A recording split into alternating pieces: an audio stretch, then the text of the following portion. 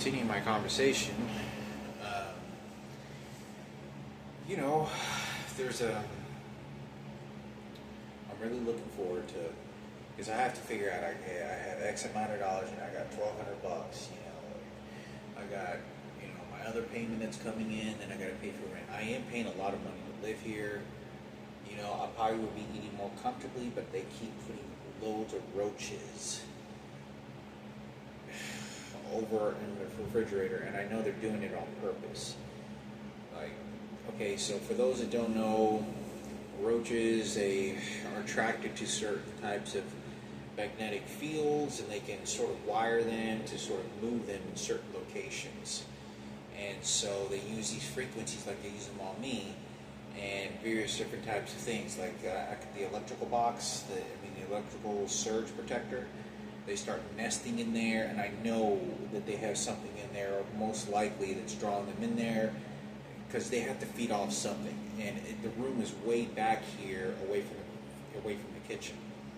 So they keep laying their eggs, and there's baby roaches and all this other shit, and there's nothing for them to feed off of. So even if there's motorized in the back of these mini refrigerator that I have here, if you can take a look, there's nothing for them to feed off of. So whatever they're doing they're doing this on purpose.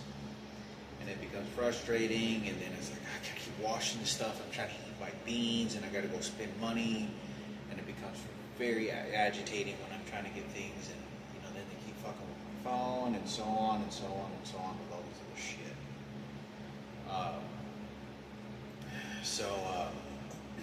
Anyway,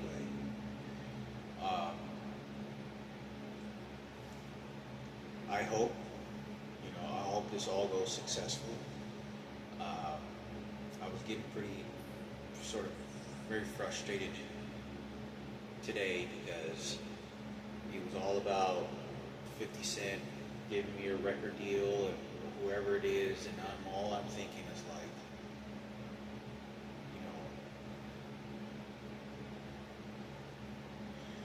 they don't, I don't want to have a discussion about this. I'm working on me, I'm working on school, my job. That's what I'm here for. Not to be brainwashed and mentally submitted to whatever likings that somebody else, that my dad or mother would be in, and her younger days be saying, shut your fucking worthless mouth up, piece of shit, selfish garbage ass motherfucker. Doing that to my son and daughter that's dead, and we're not here about Michael Jackson and whatever it is. But it's very frustrating, because they did this to my mother a long time ago, and this little girl died a long time ago. She passed away many, many years ago, and in this life, I absolutely believe, with no doubt, that there has to be a religion ceremony of the church. Show up, do a blessings, do a ceremony to anyone that is deceased, and and I know that sounds so crucial, because there's like murderers and rapists and stuff. But when the individual is dead, and especially when it's a kid, like, that is not something you toy with. Like, it's a kid, and whatever anybody ever thought that this little girl was going to give me or anything, never did. It's too late for that. You don't understand how much of the simple pleasures of life are so beautiful. Having a beautiful house, and a family, and a white picket fence, a dog, and a car, and a little bit of money saved up, and cooking dinner for your kids, those, or, for your family, is more valuable than anything you'll have in your life. You know, famous careers, or that you think you're going to be ego, and people think it's different, and it is, because when you don't, for whatever reason that people felt that I got out of Michael Jackson, they don't give a damn if we're even there, so they're understanding that it's his fucking platform. That's all they see, and all the fucking people, they don't see any of the background scenes. They didn't know I wasn't a part of this shit. They don't even know the story. They don't care. They just, Michael Jackson right there. That's all they thought of. And they get into this nasty, huge manifestation. Don't understand the magnitude of suffering and anguish that we really brought. And, it is a very haunting story, because, it was a tug of war when I was dying. I mean, I'm not kidding you. Let me tell you something. I believe my sister was a nurse. I have a half, she's not my half sister, but Sarah Cooper, she said she was a registered nurse. And I was literally dying. Okay, now, like CNA see this, okay, and there was a roller coaster of blood that was coming down and swirling like this. I mean, and I did not know if I was going to be alive. And I had a brother from New York, who my dad's first wife. He's not blood related. My dad's first kids, and his other daughter over there, who were much more older than me, and they were fighting over money, and this one was telling that one not to give me any money. And there was blood. Like I was going to die. And you could see the selfish greed that was, and it's so fucked up. I don't even want to talk about this because they're going to bring it up whenever tomorrow, and you have no idea what, god damn, who the fuck's responsible for allowing this shit to happen. Because my mother doesn't understand.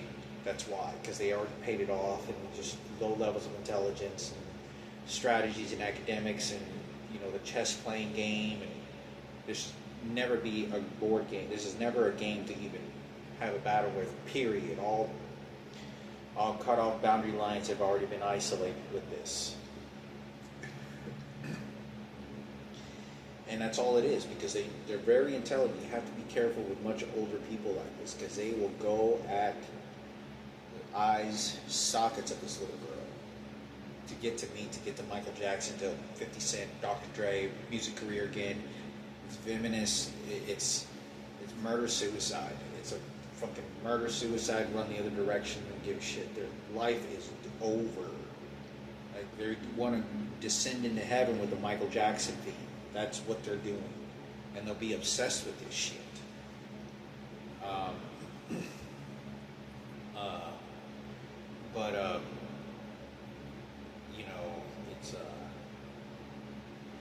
It's wild, it's wild.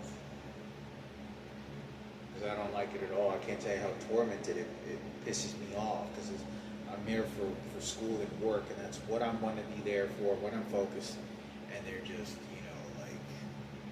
shitting all over it. I've been doing it for so long. It doesn't matter how many conversations you had, it files down.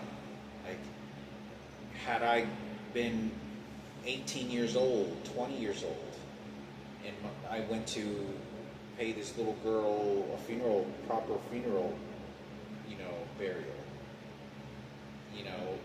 I would have cried and been so demented young, differently, very profoundly, life-changing. Not when if there is, at 40 years old, I'm 42 years old.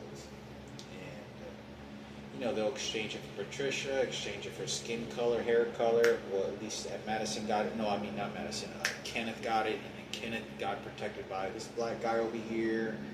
And then he exchanged it over here with Olivia, I believe, Bert. And it's just like, it's horrible. It's very monstrous.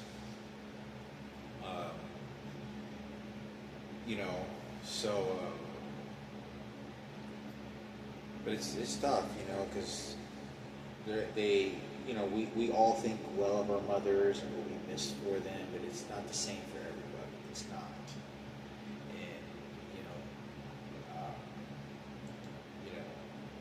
a mother's love is just unbelievable to her child, but when you know your mother's coming home with tears after being ass raped, and like counting money with the neighbor and prostituting your mother, and slapping my. I mean, when you see that shit, you don't know really what to do because you don't know what the fuck is going on, and this little girl just being hit in front of my mother and shit pissing herself, and my mother putting her head down. That is an awful fucking thing. It's something that you can't fix as a human being. You can't fix that anymore. Like, that was the scum shit that Ken and Sarah fucking did for Kenneth to be hip-hop and then excuses, but at least I'm sacrificing myself that you don't fucking get it and get down the fucking rat hole and for fucking real.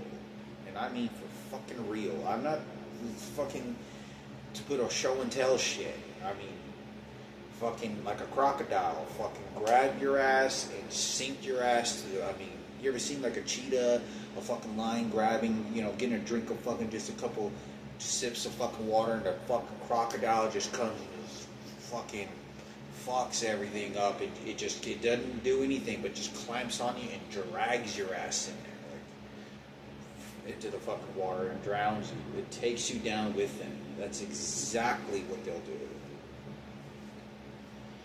And,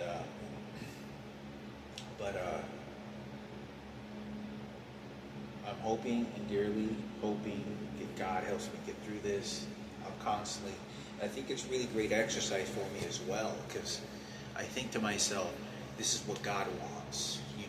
The very nature of life, right? Because it's not my kid, but we do this as total strangers to human beings that need it, and how to appreciate life, to gather your senses of the basic necessities of human life.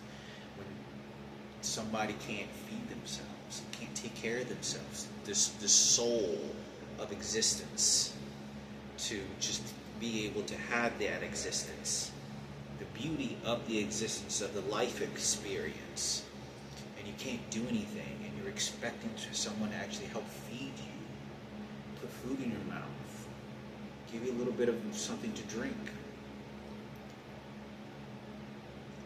How that sort of gives an understanding of how love and how God would be doing to,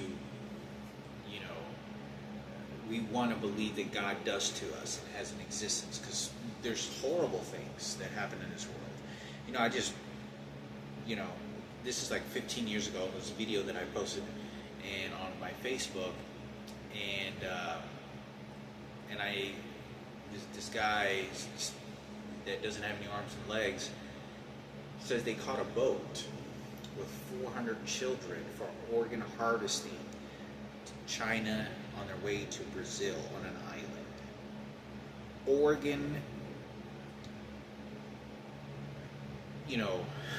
Organ harvesting, okay? Do you know what organ harvesting is? I'm sure you know.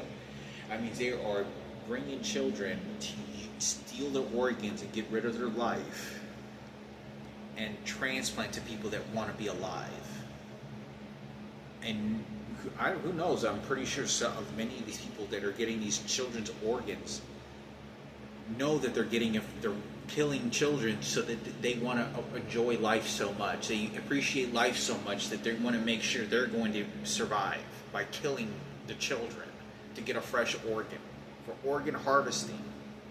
This is how insane this is, And those are the only boats that got caught. You never know which ones never did.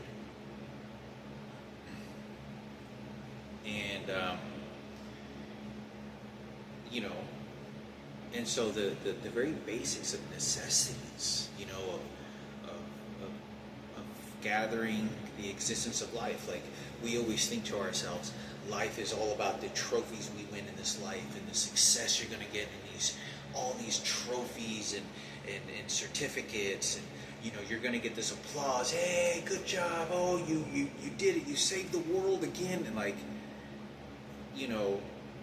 much of us in American culture, in many different countries as well, understand that, and sort of this goal-driven, lifting weights, wearing nice clothes, wearing, you know, having the nicest car, having this specific car nobody else has.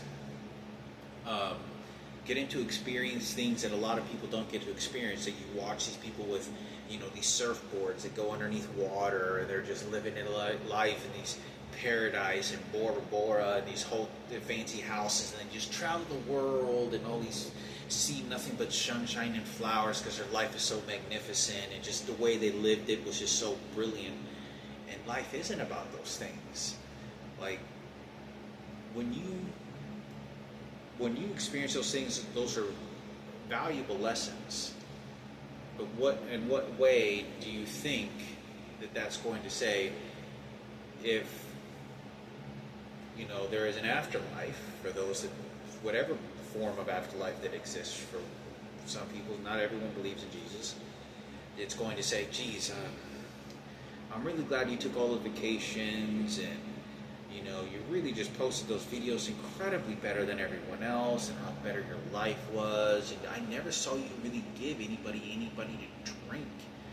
You didn't do anything to heal them. You just sort of smile with them, thinking that they got a piece of what you were experiencing, and you just flew the other direction. You really didn't do much in life. You know, what did you really do? Don't worry, you get to go, you have a purpose, whatever you think it was, and just, you know, that's it. I don't think it's going to be like that.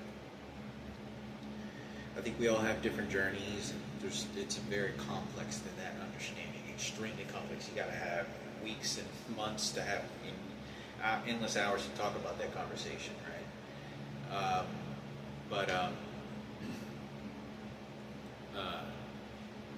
Yeah, it's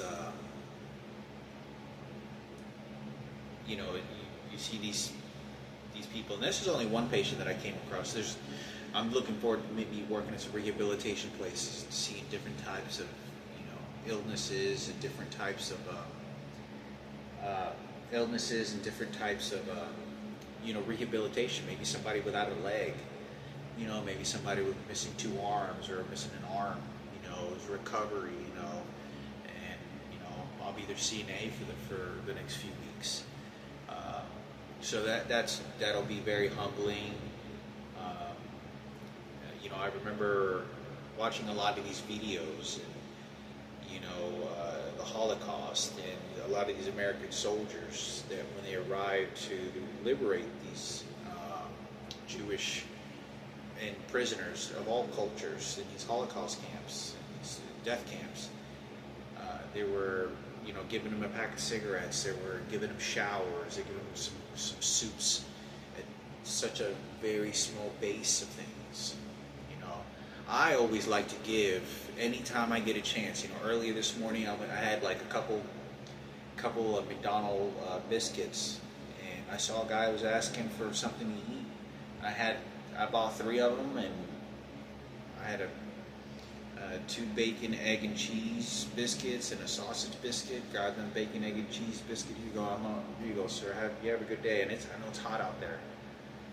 I was like, you have a good day. I'm on my way to work.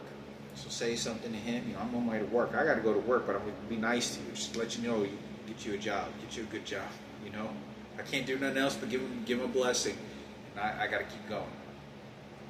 And you know. I liked it because I just don't ever know what can happen in life, and to be grateful for the things that God has given me. You know, there's always this chase of, I think a lot of us do this. I think a very low level of not have a good spiritual understanding of it. I think just a lot of people just don't. And because they wouldn't have been talking that way or doing things that particular type of way. You know, there's so many stories and, you know, stuff like this. And, you know, people thought we got something out of it and don't even know the horrors that there's no fixing to it. Don't understand that pain either, nor do they care. They just, Michael Jackson, famous Michael Jackson. Oh, it's, you know, political power. Very monstrous. Very monstrous. You know. And, so yeah, it's, you know, you see these types of existence. I used to see this all the time. See this in numbers of times with residents. And nowadays, the CNA, I wouldn't find out until I worked to a couple of different places at CNAs what the new guidelines and restrictions, very specific with every place being different, right? Because when my dad was in nursing homes, it was like a jail. I'm not kidding. My dad would tell me this. He was like, man, it feels like I'm in jail. My dad would tell me that. He goes, it feels like this feels like a prison. It feels like I'm in a jailhouse.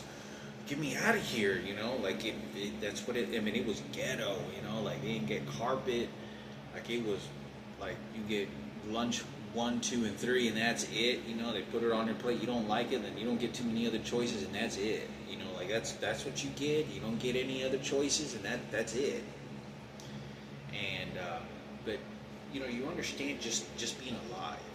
And I think that's a very beautiful thing, being in this environment. It's very beautiful, is that when you walk into these places, understanding this also, people have different ways, but you never know how people got to that age, because you don't know how they lived their life to get there.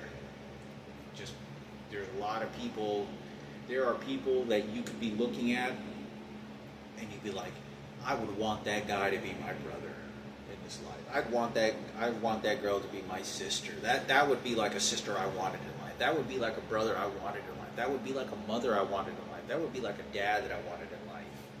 That would be a best friend I would have wanted to go in life with. And there are other ones that are complete opposite. Be like, you know, this is why like mass shootings happen. Because of people like this one, you know, or whatever it may be. But you always, you know, you don't really go into calculation, because this is not a karmic place where you just start retaliating against people because they got to an age and you feel that maybe they, you know, they didn't deserve it or whatever it may be. It's just a simple appreciation of human life. Just being able to look outside a window and, you know, trees.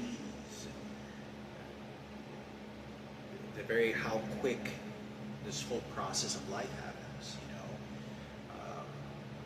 That they all had different journeys and these experiences in life, and you know, we all understand that as we roam in the world. But when you go to a place and you work, it's very different, because they've lived their life, they've lived the majority of everything. It's the different phase of life, toward the end of phase, you know, memory loss. Very little retained, only dependent on other people. Like I saw this woman, it was very touching. My first day, and she was I gave her a glass of water, and she sort of had these shuffled tears, and she was saying, I saw the fireworks, and she was kind of emotional. And it was kind of heart touching when I kind of talked to her, and I looked at her, you know, I was like, it was pretty heart touching, you know. This person was just saying, I saw the fireworks, the beauty of freedom, and the beauty of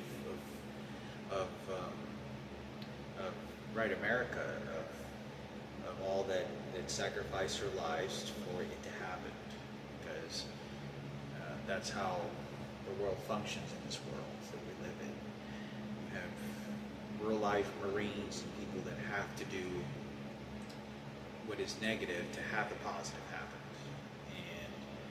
and in the most unbelievable ways that nobody wants to understand or believe. They think it's just a horror, an honor story, a war story, a gladiator story, and it isn't that way for many of them, and it is the last of it for them. For many of them, there is no preparation for the afterlife. Like, you go shipped off, you know, the World War II, you get shipped off to Afghanistan, and that was it. You're 23 years old, and that was the end of your life. You trained for the first, you know, 2 years, and that was it. That's it. You didn't get anything else. You didn't get to prepare for the afterlife. You didn't get to go do a bunch of nice shit to a bunch of people before you went off to heaven. Like, that was your life, so that somebody else then can train to go to heaven and prepare and mentally digest it in all the ways that they want to the human existence that they want. And it's just ta-da, and that's the reality of the world. And it's not fair. I agree. It's not fair.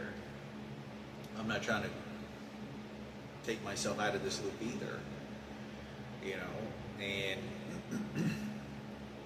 it's but to be in this environment, I'm hopefully, you know, so if I get this patient care technician, I don't think I'll probably work. I don't think I have enough time, because once I move out, I'll probably have to I have to go through the whole process again, write the paperwork, and all the, I already have I'll have the CPR and all this other shit, which I got to do tomorrow. Hopefully I can pass that too.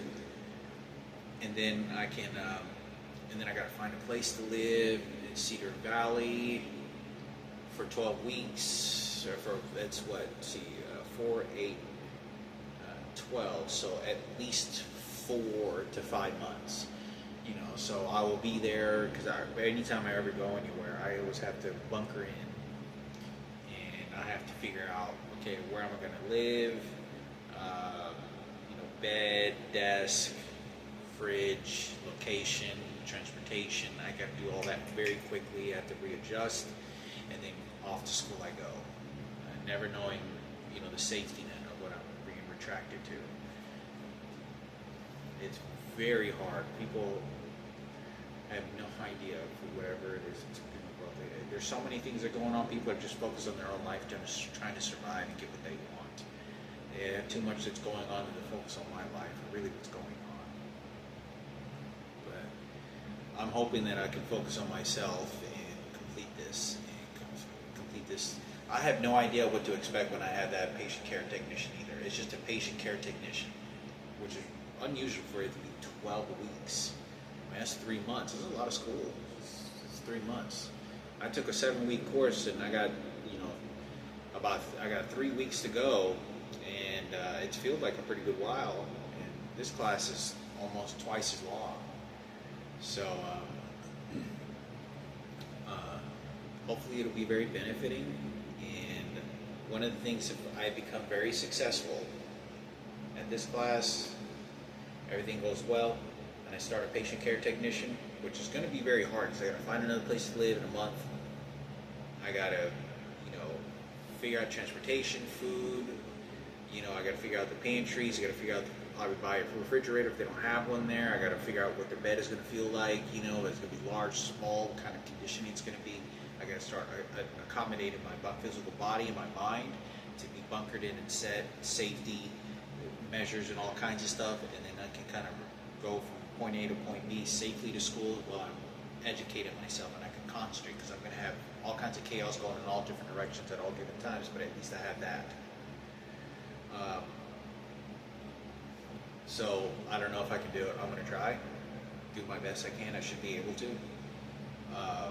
I'll probably start looking at places here within the next couple of days. Yeah, I'm probably going to start looking for another place over the next couple of days, start emailing people, figure out what I can do, and find the cheapest place. So hopefully I can find a really affordable, cheap place with just a simple bed, you know, and a desk.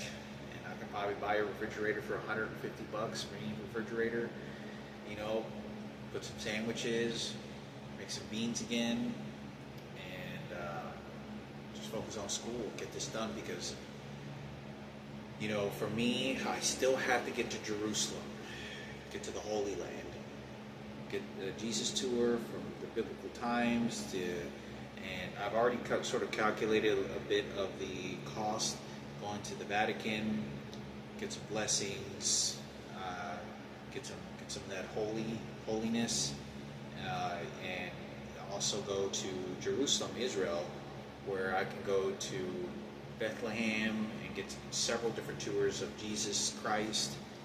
I think that'll help our family. I think that'll help anybody that's watching.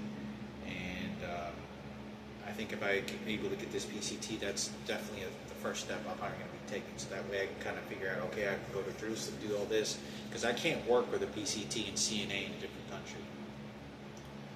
That stays in the U.S. So what I would probably go do, because I wanted to stay there for at least like a couple months, and really even try to get a visa to just work a little bit and kind of get a feel of the environment of the Holy Land and Jesus.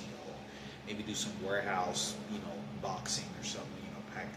Throw some boxes into a truck or something like that, and then doing, going to these biblical, historical sites and blessings where Christ has taught us that these things happen, and there's an afterlife of a paradise that is meant for human beings, and specifically designed and meant for human beings.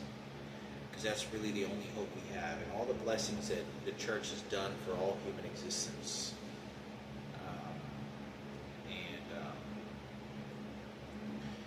But I think that would be really great. Everyone has their own perceptions, but to get some of that blessing and help me skyrocket to this medical degree, it's an LVN. That's 18 months. It was 12 to 18 months. So in 18 months, I can get an LVN, and that's exactly the number of my sister. How much she's older than me by is 18 months. So anyway, I thought I would make a video. I got to get to bed, so I'm just kind of jabbering.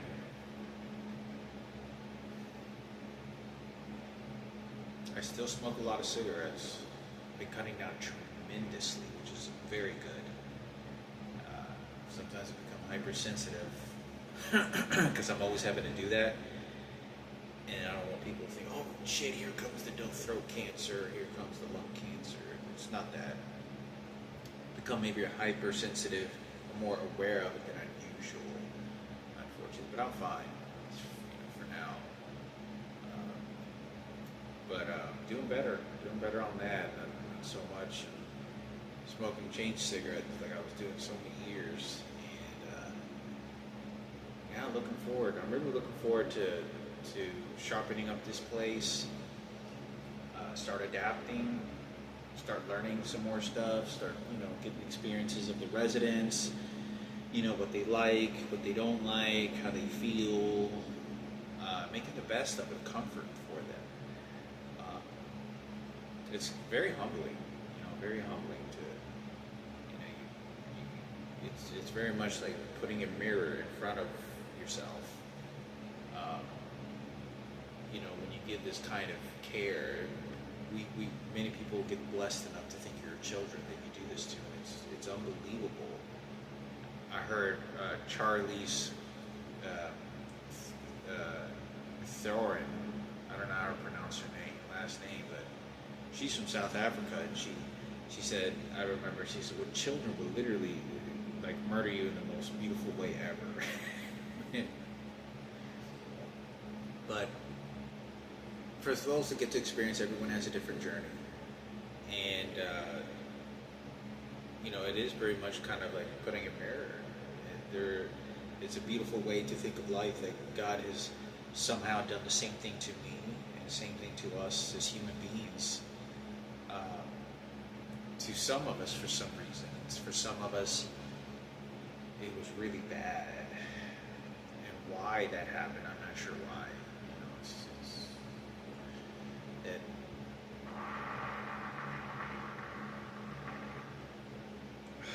Man, that was a long piece of fucking gas.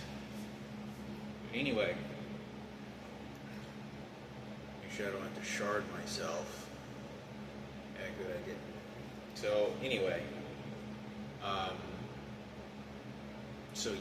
it's very to think of a God that sort of gives us the way that we sort of supply comfort to people, and maybe have a conversation and there for them, just to have your presence there. Listen, and be observative to watch for any safety hazards, the best way that we can. That there is an existence of God, this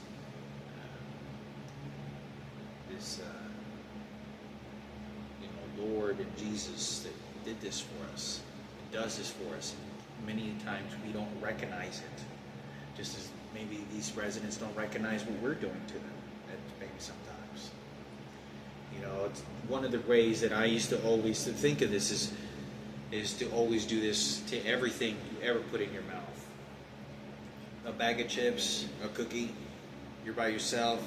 Thank you, Lord. Thank you, God, for this cookie. Thank you, God, for this bag of chips. Open the bag of chips. Thank you, God. You gave me a bag of chips today. Thank you, God, for these Skittles. Just thank you, God. Thank you. Thank you. Thank you for this oatmeal in the morning. I was only going to be able to afford it. Thank you, God. Thank you for this food. Even as little as its existence that seems, this is not to what else everyone else got, but that was, you got to live. You got to be alive. All that you did get to have. And it's very beautiful. Very beautiful. I can only imagine. I don't know how people, 20-something years, that's, and there are people that have done this for 10, 15 years, but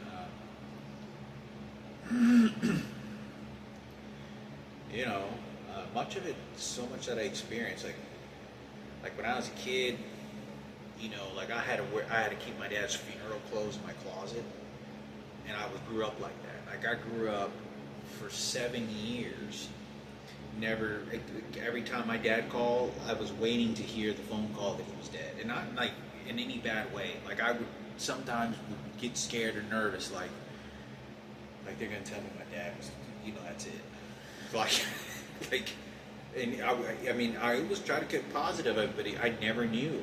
And I'd go to school about my business and life, hang out with my friends, and then I'd go at night to go visit my dad, and it was like that all the time. I remember my dad had a stroke before he passed away, like a year or two, and I got the phone call, and I was like, I think I was 18, said he had just had a stroke. He didn't die, he just had a stroke, he was in the hospital. And people didn't even know that story. I go to the hospital, and man, I was fucking pissed at some of those staff members. I remember one of the individuals was sort of terrifying me, and don't realize that I was there really to protect my daughter as much as I could, and I felt I was just completely warded off. And I was pissed. There's so many more details of that I haven't been discussing. I remember walking there with my brother. Walking there with my mother. And, sort of thinking I was some hero or something. And, because I cared for my father very much. And, but people don't know that I was constantly this death call that I was waiting for. And it wasn't just waiting for it. I know it sounds really awful, but it was like that because he was old. He, had been drinking a lot of his life. He had smoked his whole life, and he had all this money. And then people would think it was going to be about money. And my dad used to be like, "No, I know that I'm old.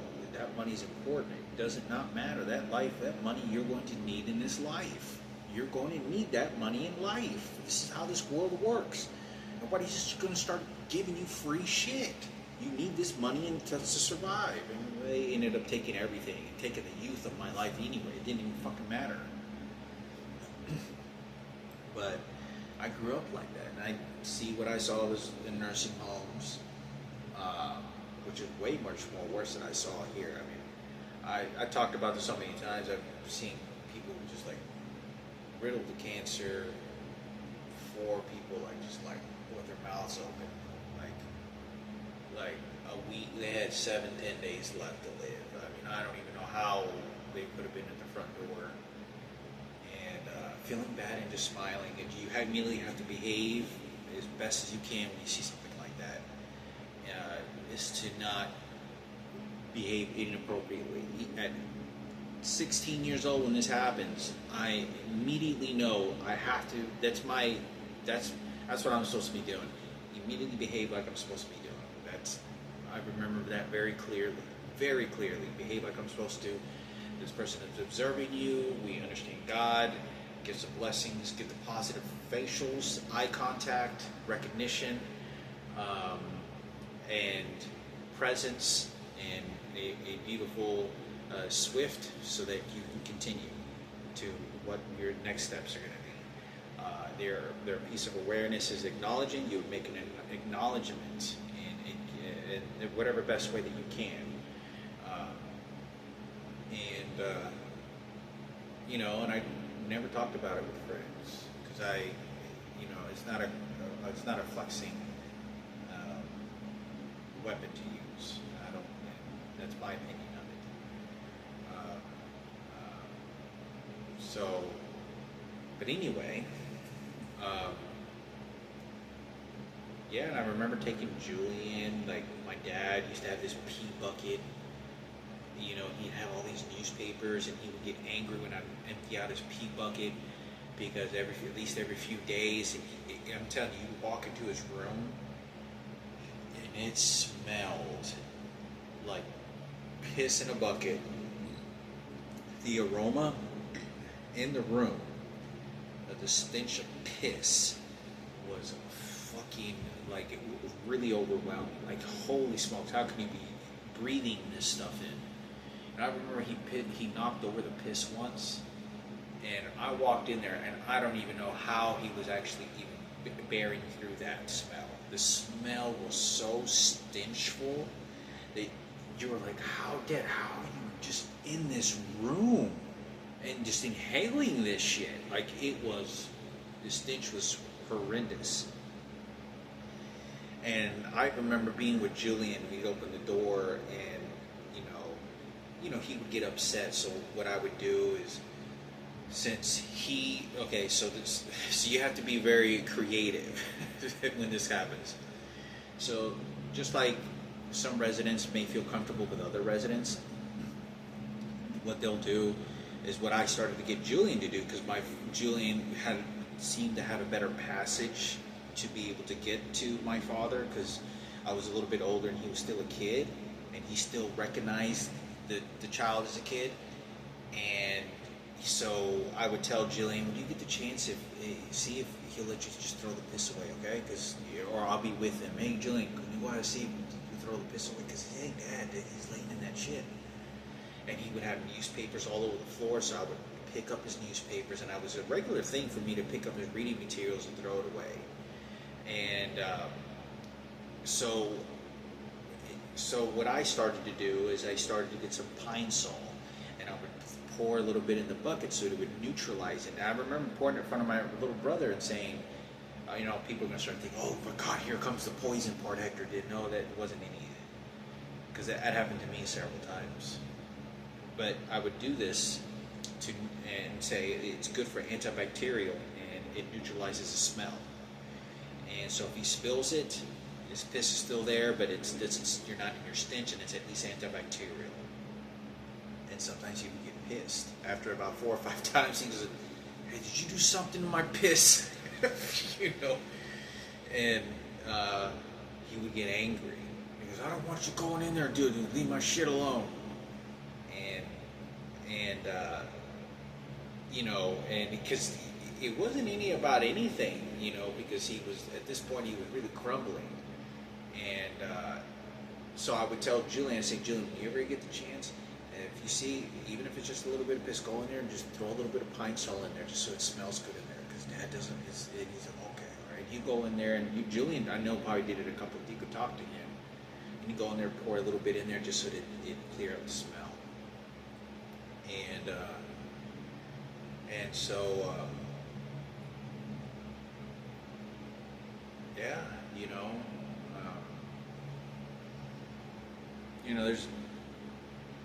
there was such a misunderstanding, and it pisses me, it's so unfair to a degree, to the least of things that I can even say and describe, that how I could have spent that much effort all this life, and somebody just take all the money and just buy my family house and vacation. It has no magnitude of the identity of what I did in that house for my mother and father was completely fucking erased. completely hogwash shitted so horrifically by these people, and then it was cleaned up by Kenneth and Sarah, and what these, and it's just, they wrote it all the fucking way to the rat hole cemetery. Like, there were so many of them that continued to do this behavior because it was team members for them, and it was just, just for the gays that Julie, my mother, had. It was just, and they were like, oh, Raymond's a gay. No, he was having sex with my mother. I was fucking there. I was here to hear the sexual behavior my mother was having, with my parents. Like, it was like a chore, my mother was doing, and my father was doing as well, like a chore. And I thought it was important for me to talk about, to make a video about it. I know I've been talking for several hours in these videos, but I'll post them whenever I can, whoever has time watching them. And, but I am not off the hook yet. I'm hoping I will be successful. Each day goes by really well, but I am being from top to head to the toe existence. This medical field, they're going to change it to a medical field, DJ. No, I'm talking about a degree. I'm talking about an education where there is book reading and there is me working in a hospital as a high-level professional in academics and licensed and registered, as a profession. Not just a PCT, an LVN,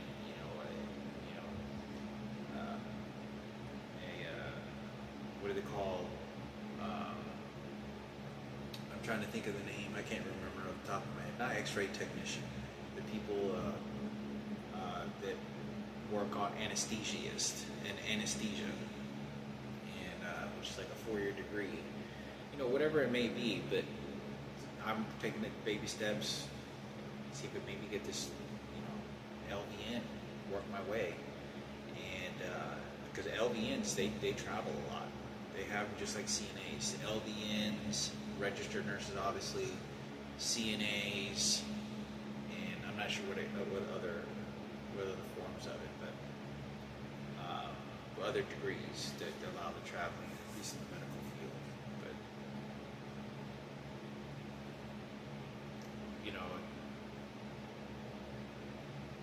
I could go into huge lectures about why I think of this and that, but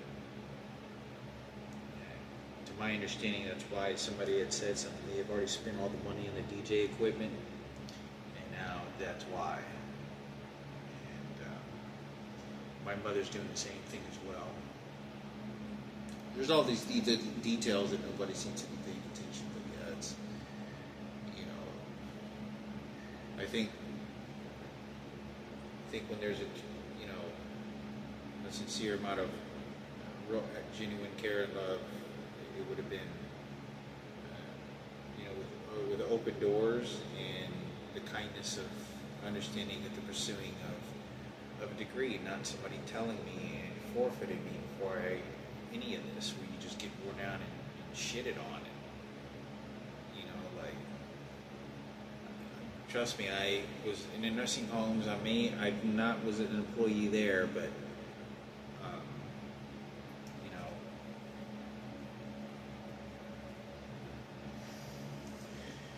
how selfish and greedy people are because of this whole Michael Jackson and the money they spent and the sacrifice for Patricia Cadena and the movement. I cannot bear this.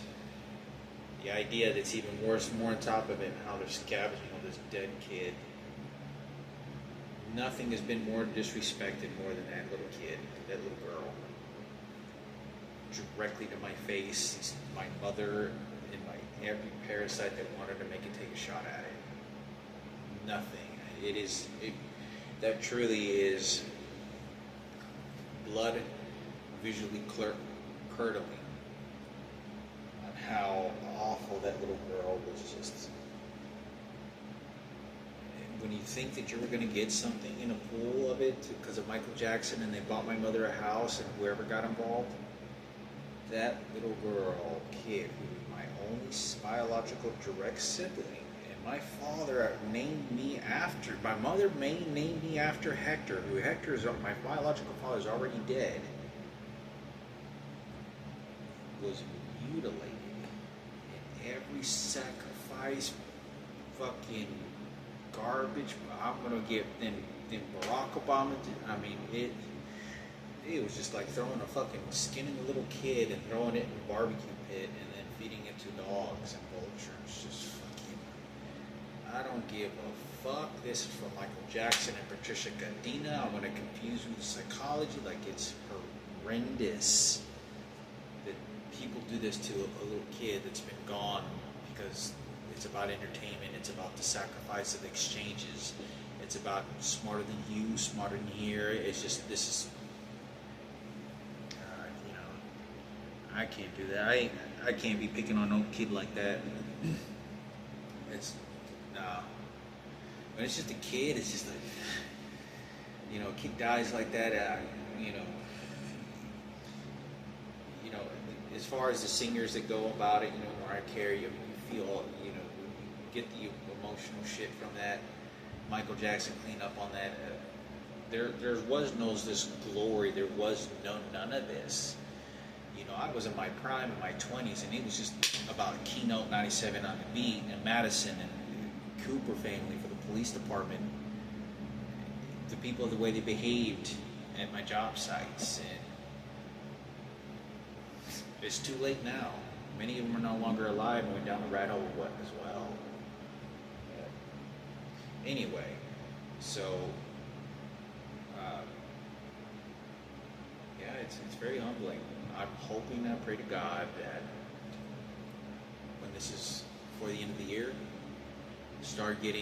go to a church, a good church. I may have to go to Lawrence, Kansas, because I know Lawrence, Kansas had a church out there near University of Kansas that had some missionary work. So figure out how I can do some missionary work with the church, and go on a flight to do a little bit of missionary work in a foreign, torn country, which is very dangerous. It can become very dangerous,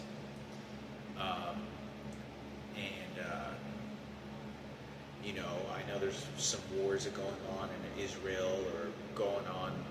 I'm really not familiar with the whole religion wars stuff that they got going on, but they're for the church, you know, focusing. I'm from the U.S. and I'm here for the church. Is to just focus on that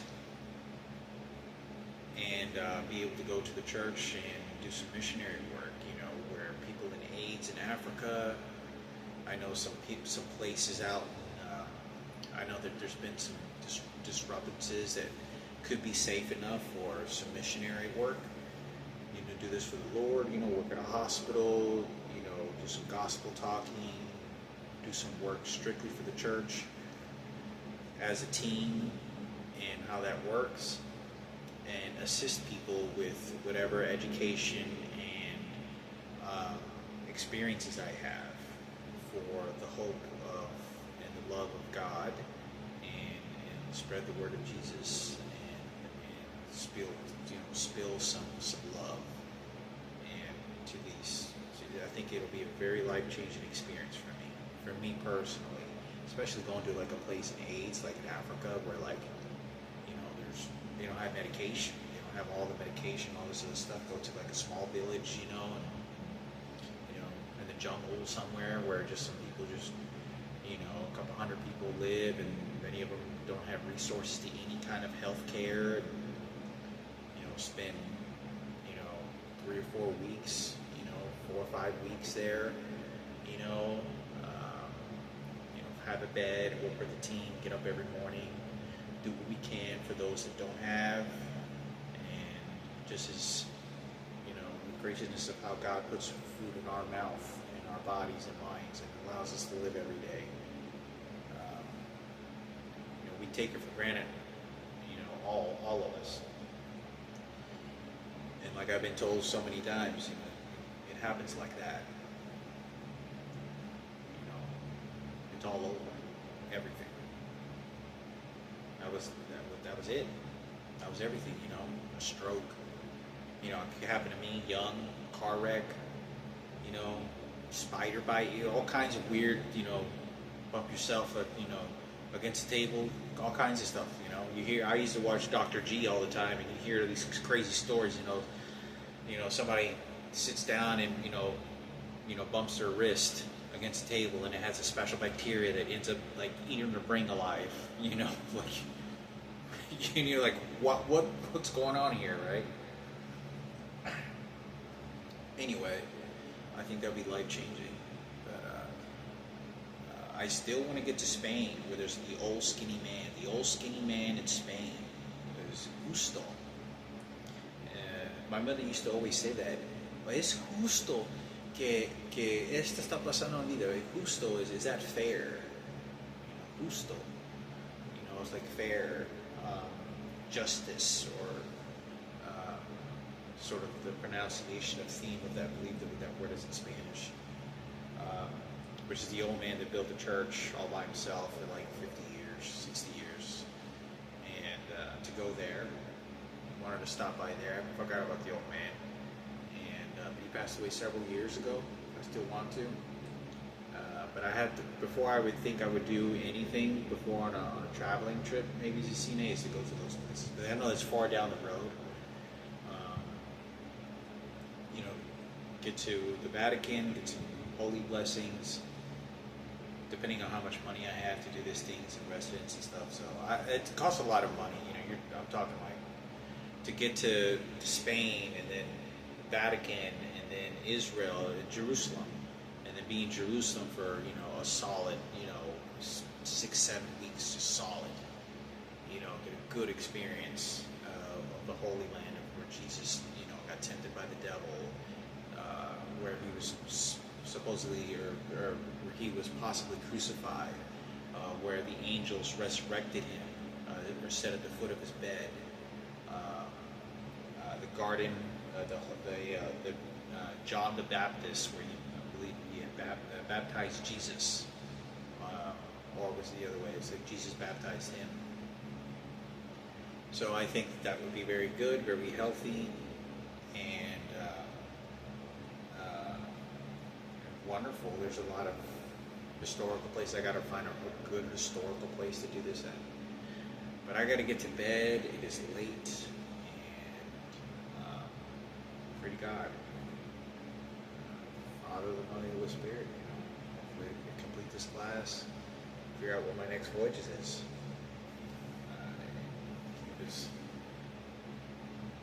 Keep as smooth as I can as all the shit that's going on.